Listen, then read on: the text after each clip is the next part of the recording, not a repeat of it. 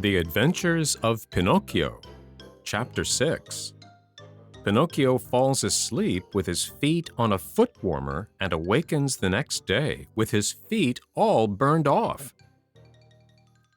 Pinocchio hated the dark street, but he was so hungry that in spite of it, he ran out of the house. The night was pitch black. It thundered, and bright flashes of lightning now and again shot across the sky, turning it into a sea of fire. An angry wind blew cold and raised dense clouds of dust, while the trees shook and moaned in a weird way. Pinocchio was greatly afraid of thunder and lightning, but the hunger he felt was far greater than his fear.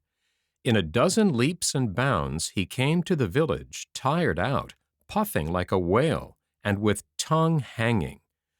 The whole village was dark and deserted. The stores were closed, the doors, the windows. In the streets, not even a dog could be seen. It seemed the village of the dead.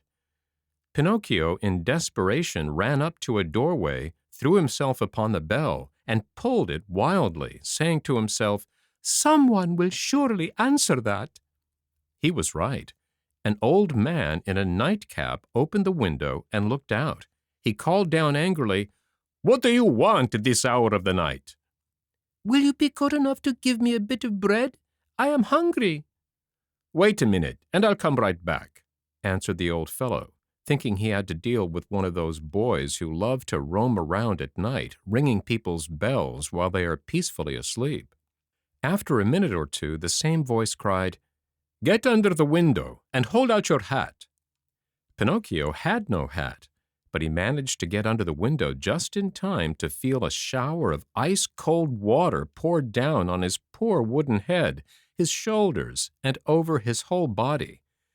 He returned home as wet as a rag and tired out from weariness and hunger. As he no longer had any strength left with which to stand, he sat down on a little stool and put his 2 feet on the stove to dry them. There he fell asleep, and while he slept, his wooden feet began to burn. Slowly, very slowly, they blackened and turned to ashes. Pinocchio snored away happily as if his feet were not his own. At dawn he opened his eyes just as a loud knocking sounded at the door. "Who is it?" he called, yawning and rubbing his eyes. "It is I," answered a voice.